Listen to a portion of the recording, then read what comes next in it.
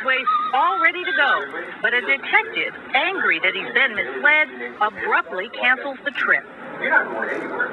Take your ass back to the cell, and when you want to start telling the truth, you let us know. So that was a complete setup. He was never going on a road trip that day. We just wanted to see if we could possibly push him to be able to either remember better or be a little bit more truthful with us. What would you like for lunch? It's cheap. Just a Big Mac and fries. When he did tell the truth, they rewarded him with his favorite meal.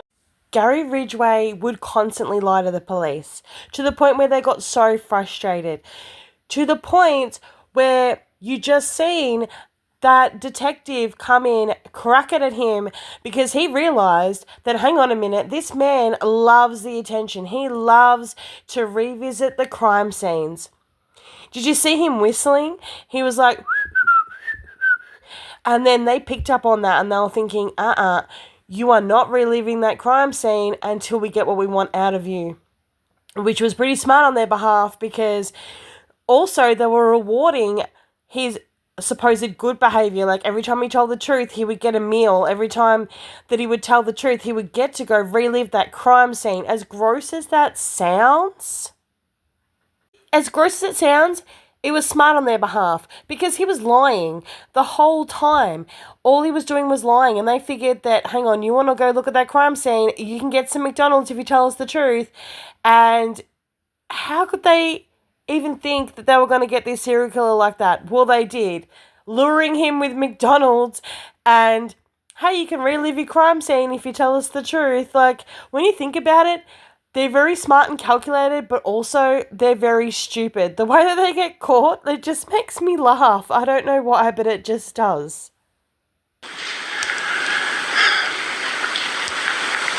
I'm not one of them. You've made it difficult to live up to what I believe, and it is what God says to do, and that's to forgive. You are forgiven, sir. So you make a serial killer cry. Tell them that they're all forgiven. Well, these women don't think that he's forgiven. These are the women that he killed. Just have a look at their faces. Look how young they were. Look how much life they had left to live. Some people are like, they're just prostitutes. Well, they're not just prostitutes. They're females. They're women. They had a life to live. Some of them had children. Some of them were just starting off their lives. Some of them were like 15 years old. I don't understand how he thinks that he's forgiven. And I'm sorry, but I could not forgive a man like that. I get it, to have peace and to move on, to forgive. But like, the way that Gary started crying over it, it was like he needed that release for himself. And he didn't deserve that release. He's got a 49 times sentence, like as in like 49 victims. There was way more victims than that. No one can convince me that there was only 49. Like, and the police are very smart, and the investigators on how they got it. Like, there was a woman that was deliberately sitting right next to him, touching his forearm and getting him to say stuff, because they could only pin like fuck all on him until that woman. And say, Gary, tell me what it feels like. You see how she sits next to him, very close to him, and she asks him, how are you? How did you sleep? And she tries to touch his arm. She's very smart in doing that. She's gaining his trust. She's getting the information that she needs, because they didn't have the information. They could only pin fuck all on him. And the way that they got it was with this woman. She was a very smart woman.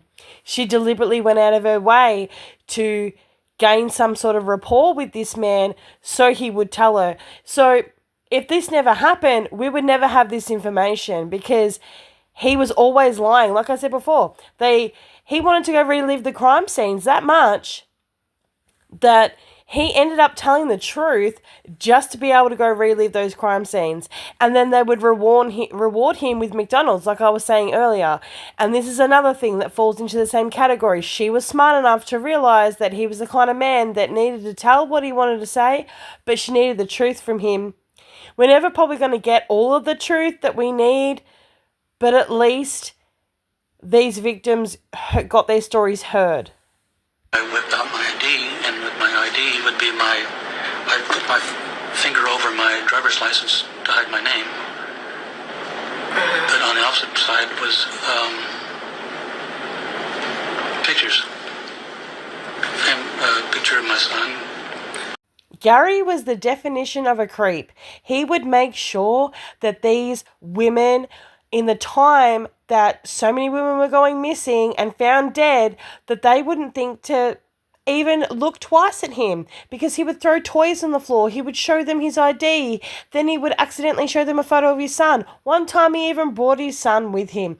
No one can convince me that this man only brought his son with him once. He didn't want to look like a bad father. Like, he didn't care about looking like a serial killer that raped and tortured and killed a lot of women, but he didn't really want to be known as a bad dad. Like, there's a part of an interview where he's like, oh, yeah, so I didn't bring my son with me more than once. It was just one time. Like, what? So you brutally murdered and raped a woman in the backseat? Like, come on.